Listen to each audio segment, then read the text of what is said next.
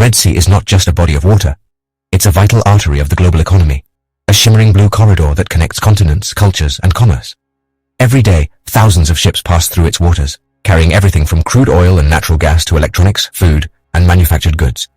The world's supply chains depend on the uninterrupted flow of traffic through this narrow sea, making it one of the most important maritime routes on the planet. But beneath the surface, the Red Sea is a place where the ambitions of great powers collide, and where the balance of global influence is constantly being tested. Here, rival navies maneuver for position, each seeking to secure their interests and outmaneuver their adversaries. Today, this ancient waterway is the stage for a dangerous new naval arms race. The Red Sea has become a proving ground for the latest in maritime technology, with advanced warships, submarines, and surveillance systems all vying for dominance. The stakes are high, and the risks are growing. A single missile launched from Yemen can send shockwaves through global markets, disrupting shipping routes and driving up the cost of goods worldwide. The threat of sudden violence hangs over every vessel that enters these waters, making the Red Sea one of the most volatile maritime regions on Earth. Warships from the US, China, and regional powers now patrol these historic waters, each projecting power far from home. Their presence is a constant reminder that the Red Sea is not just a local concern, but a global one, where the interests of East and West, North and South all intersect. The Red Sea's strategic value is absolute, defined by its geography. At the southern end lies the Bab el-Mandeb, a narrow strait that serves as the gateway to the Indian Ocean. To the north, the Suez Canal, a man-made marvel that links the Mediterranean to the Red Sea.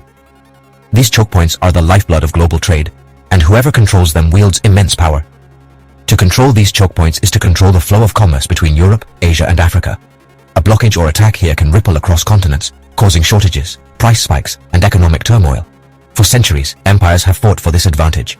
Ottomans, British, French, and more have all sought to dominate these waters. Today, the competition is fiercer than ever, as new players enter the fray and old rivalries are rekindled. The US Navy works tirelessly to keep sea lanes open, escorting commercial ships and deterring threats. Meanwhile, China, with its first overseas military base in Djibouti, asserts its own interests, signaling its intent to become a permanent maritime power in the region. Regional giants like Saudi Arabia and Egypt are modernizing their fleets, determined to secure their backyard and protect their economic lifelines. Their investments in new ships, submarines, and coastal defenses reflect a growing recognition of the Red Sea's critical importance. Even landlocked Ethiopia dreams of a navy, desperate for access to the sea and a stake in the region's future. Their ambitions highlight just how high the stakes have become and how the Red Sea's influence extends far beyond its shores. Meanwhile, proxies and militias armed with drones and missiles threaten even the most advanced navies. These non-state actors add a layer of unpredictability, turning the Red Sea into a battleground where traditional military power is constantly challenged by asymmetric threats. The Red Sea is now a crowded, combustible arena, a microcosm of shifting global power where every ship, every maneuver, and every decision can have far-reaching consequences.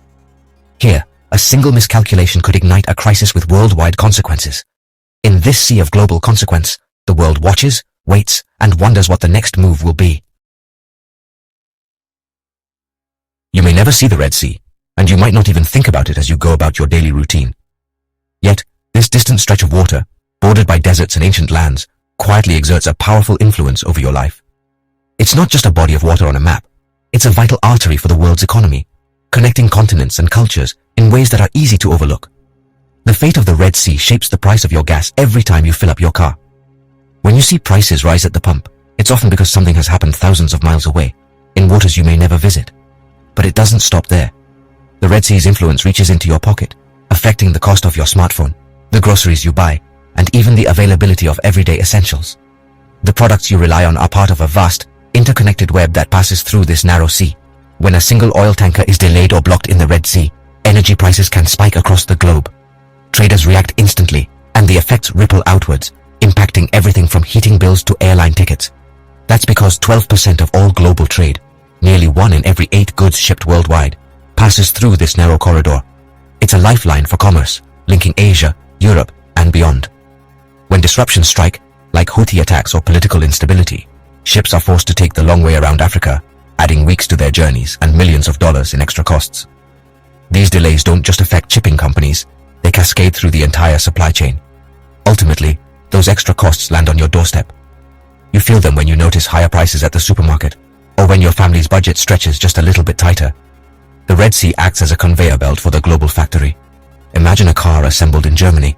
It might depend on microchips made in Taiwan, rubber from Southeast Asia, and electronics from China, all of which must transit these waters to reach their destination.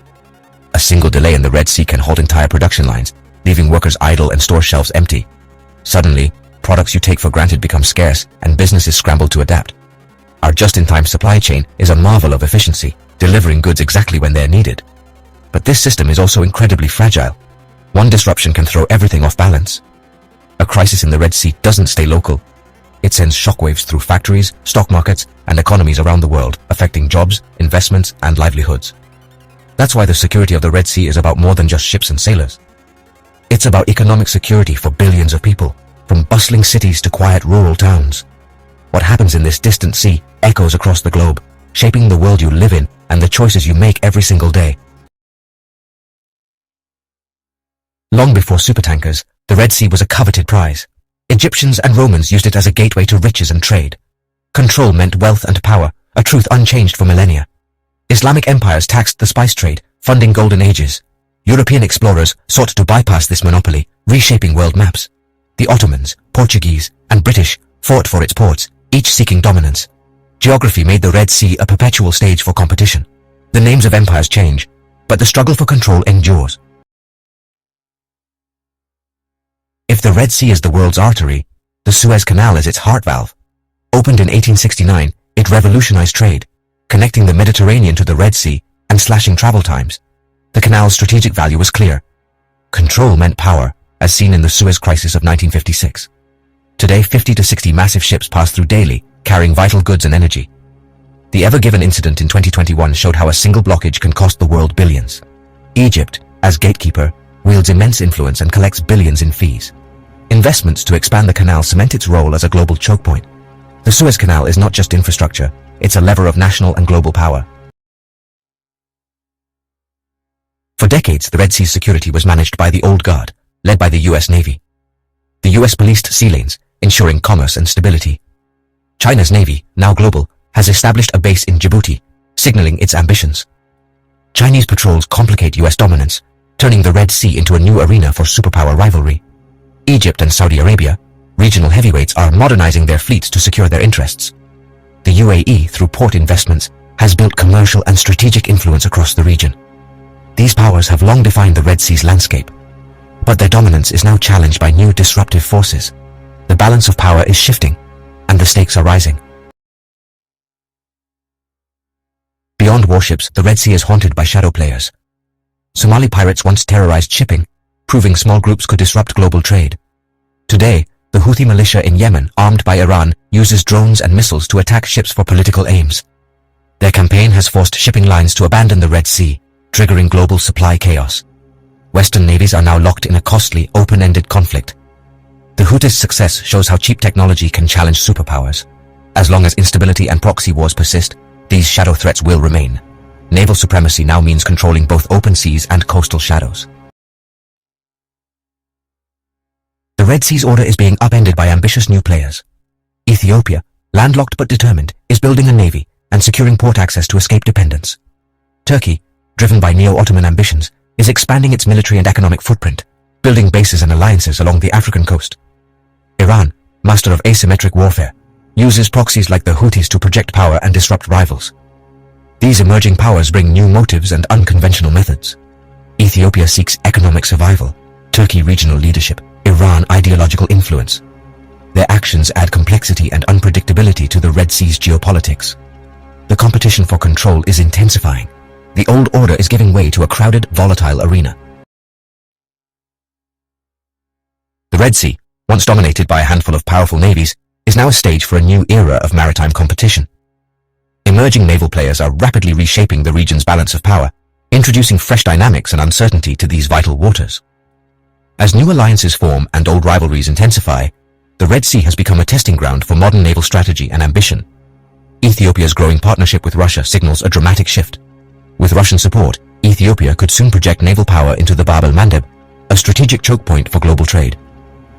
This move directly challenges the influence of Egypt and Western powers, who have long considered these waters their domain. The presence of Russian warships and advisors in the region is a clear message. The old order is being contested. Meanwhile, Turkey is building a web of bases and alliances across the Horn of Africa and the Middle East. By partnering with local governments and training regional forces, Turkey is bypassing traditional power structures. This expansion fuels a growing rivalry with Egypt and the UAE, as Ankara seeks to secure its own interests and influence the future of Red Sea security. Iran, on the other hand, wields power through proxy warfare. By arming and supporting the Houthis in Yemen, Iran disrupts shipping lanes and ties down superpowers at a fraction of the cost of direct confrontation. Attacks on commercial vessels and the use of drone boats have made the Red Sea a dangerous place for global trade, forcing navies from around the world to respond. Today, naval power is no longer measured solely by the size of a fleet. Even small, well-armed proxies equipped with advanced technology can have a global impact. The rise of missile boats, naval drones, and irregular forces means that any actor, no matter how small, can threaten major shipping routes and challenge established powers. The result is a fragmented and fiercely competitive maritime environment. Warships from rival nations now patrol the same waters, sometimes cooperating, often competing, and always watching each other closely. The Red Sea has become a crossroads of ambition, where every move is scrutinized and every misstep could spark a crisis. The old US-led order, which once provided a sense of stability, is fading. In its place is a multipolar sea, where conflicting interests and shifting alliances make the future uncertain. No single power can dictate the rules anymore, and every nation must navigate a complex web of relationships. In this volatile environment, the risks of miscalculation and proxy conflict are ever present. A single incident could escalate into a wider confrontation, drawing in regional and global powers alike. Commanders must constantly weigh their actions, knowing that the stakes are higher than ever. As new players assert themselves, the rules of the game are being rewritten in real time. Diplomats and military leaders scramble to forge new agreements, redraw boundaries, and secure their interests in these contested waters. The Red Sea is now more dangerous and unpredictable than ever before. In this new era, every decision matters, and the outcome will shape the future of global maritime security. History warns of the dangers of naval arms races in contested waters. Before World War I, Anglo-German rivalry fueled suspicion and instability, making conflict more likely. Today, US-China naval competition, plus regional buildups, echo that era. A single misstep, like a near collision in 2023, could spark a crisis. In these crowded waters, accidents or miscalculations can escalate fast. New technologies, drones, cyber warfare, cheap missiles, let small actors challenge giants. The Red Sea is now a laboratory for 21st century naval conflict. Its stability underpins global trade and daily life worldwide. A small conflict here can trigger global economic shocks. The world ignores the Red Sea's shifting tides at its own peril.